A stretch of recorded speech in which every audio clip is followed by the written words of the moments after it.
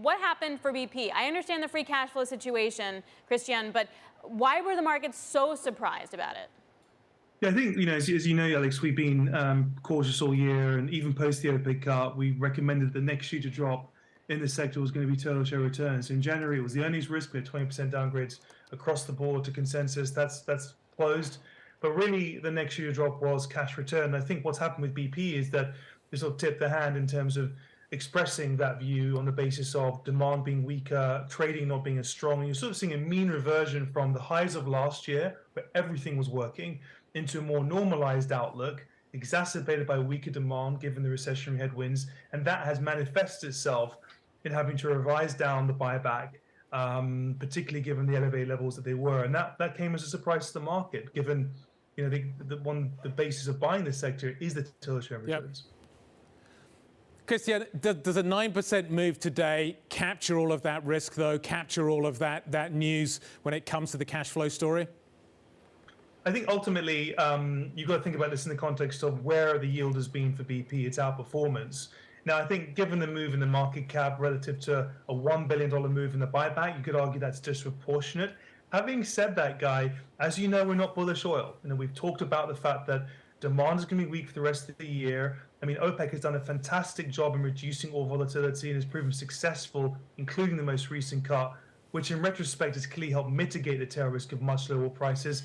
But ultimately, we still have that risk reward to the negative, to the downside. So in other words, the key number here is $75. That's the break even for capex, dividend, and buyback.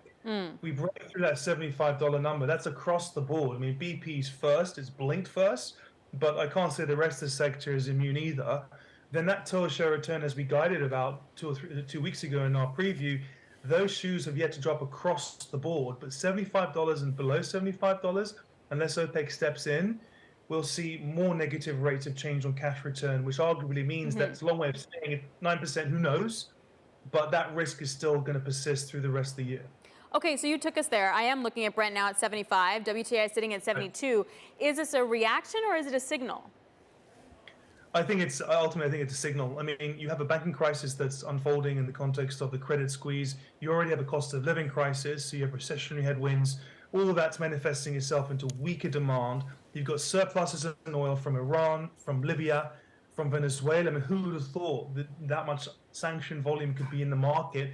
And as we've been talking about, that clearly creates downside risk in oil. I think ultimately my concern here, Alex, is that while that could see a further reduction in oil, all that does is create massive supply risks in the future, given the temptation is, I'm going to prioritize cash return or capex, I'm going to prioritize cash return. So you're right, oil is falling today, but I think OPEC has to step in and ultimately just protect severe inflation in the future, which is even worse for consumers than what we're seeing today.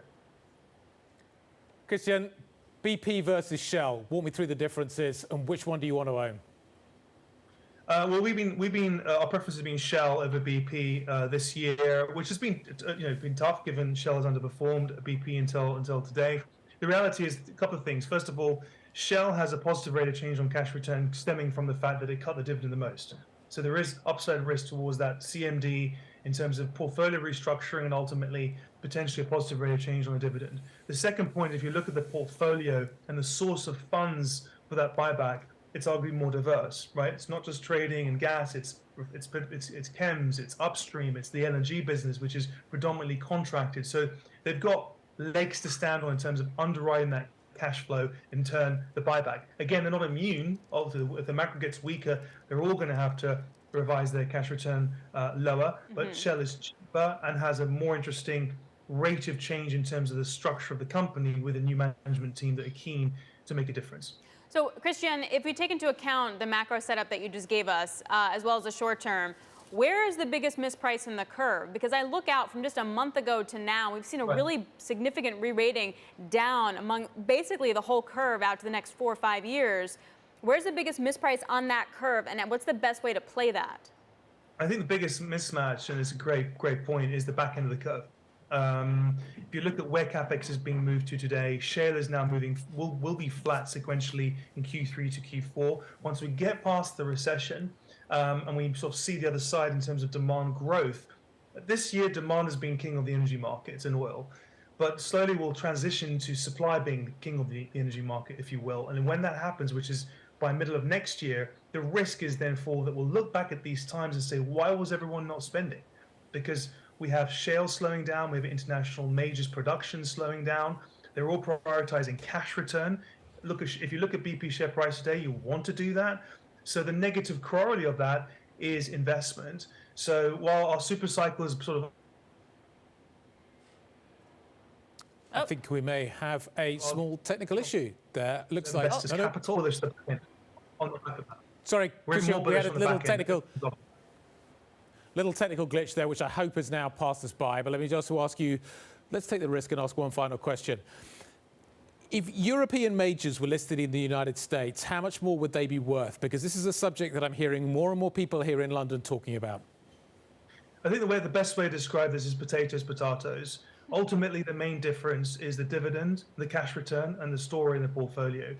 The most cash-intensive fuel is still oil, and then gas and LNG in the context of that. So the more oily you are, the more cash return you're going to generate, and therefore, by extension of that, the multiple follows. So in other words, European majors have positioned themselves into more renewables, arguably less oily, and that's come at the expense of cash return in absolute terms. The absolute dividend and buyback is still 2/3 of the US. So you can move to the US, but ultimately you need to earn the multiple through the absolute cash and cash return. And that sort of in some ways comes back to BP. They may have kept the framework intact, but the denominator matters. If you've taken the cash flow down, you've taken your buyback down by $1 billion, that makes you less competitive versus the US majors who've retained that cash return in quantum, in terms of absolute size. So really it's about show me the cash.